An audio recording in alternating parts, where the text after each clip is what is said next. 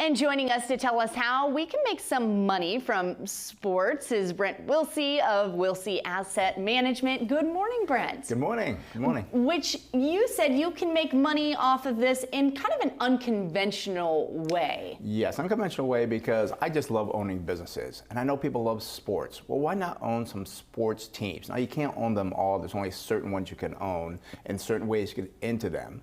But I thought, let's share with the people that, hey, maybe there's a way that you can enjoy sports and own a small piece of the sports world. Okay, so how do you do that? Well, first off, let's talk about Madison Square Garden. We know Madison Square Garden, the company, and so forth. And actually, Madison Square Garden, garden in Latin stands for open space. Well, they actually own the Knicks basketball team, the NBA Knicks basketball team, also the New York Rangers for hockey. So you can actually buy this company and own it. You'll own the stadium. They also own Radio City Music Hall. Yeah. And this is a company that you can get into and actually be part of it. Now, I always talk about the business side. I do want people to know that you can't just blindly buy these, and it may be nice to own it not as a business, but you know, I did look at the fundamentals of the business as well. The stock trades around $180 a share, so you can buy 1 share, 10 shares, 100 shares, whatever you want to do. But I always talk about understanding what you're buying in a business. Now, let me kind of lay this out for people. If I sold you a business for $1 million and you made $10,000 a year, you'd say, wait a minute, that's a terrible deal. It's going to take me 100 years to get back what I paid for that. Sure. But if you made $100,000 a year, well, now it's going to take me 10 years. That's not a bad return. Right. That's called a PE ratio. Okay. And we look at, you pay $180 for the stock. The earnings per share are $2.13. It will take you 85 years to get back what you paid for that. But again, you do own a piece of Madison Square Garden. Okay. So, I mean, a lot of people may not realize that these are publicly traded. Yes. I was like, wait a minute. You're telling me that the Atlanta Braves are publicly traded? Yes, they are publicly traded. You can actually get them now. Now, actually, they have quite the history of Atlanta Braves. I did not know this, but they've been they're one of the 2 remaining National League charter franchises. Came out in 1876. So you're definitely buying something with longevity. They won 4 World Series, 18 national pennants. I love their loss-win record. They've won 11,025 games and lost 10,876 games over their career. But is this something that you want? Is this more you invest because you're interested in it, or are you going to turn some profit on this? Both, because if you own something that you love, you will do that. Now, we talk about a profit. Unfortunately, the revenue for Atlanta Braves was, and again, it's called holdings. Sure. They made $640 million in sales.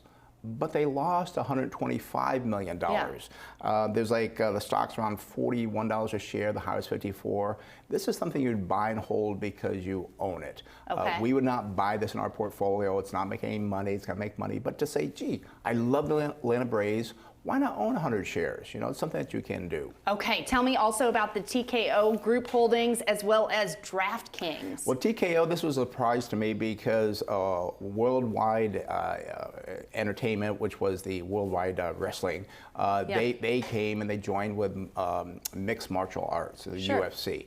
So now it's called TKO. So you can invest in TKO and own, you know, the World Wrestling, you know, Federation. Plus, you can own the Ultimate Fighting Sports as well. But they're a little bit different. Their stock's around $106 a share. Around 86 was a high.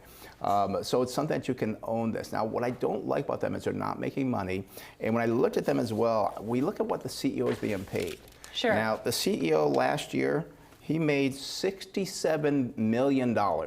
But he only owns about $2 million of the stock. Okay. That's not a good thing. Vince McMahon, who started the WWE, he has about $1.3 billion stock. Whenever you invest in a company, you want to make sure that the CEO has a lot of that. Okay. But again, if you love the wrestling, if you love UFC, buy the company. And then lastly, if you're into gambling, why not own these companies that actually do the gambling?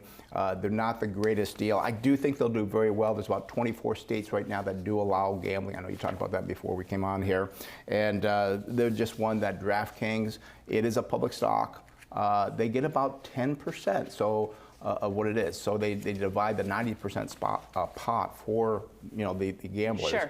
But what I don't like about it is that they get their book not from themselves, but through sports books, through casinos, any casinos and so forth. So you're really not directly holding those, because many times the sports book, they do it all. Okay. There's a strange thing behind the scenes. But again, if you're going to gamble, you're going to lose gambling, at least own the company that's going to be doing that, and you might make some money, because again, gambling, and I say unfortunately, is going to continue to grow in more states, and probably DraftKings, they will probably continue to go up in price, but they don't make any money right now. They lose a tremendous amount of money at this point in time. Okay, Brent Wilsey, we appreciate you coming in, sharing the information for us. Definitely a different take. We like it. Well, good. All right.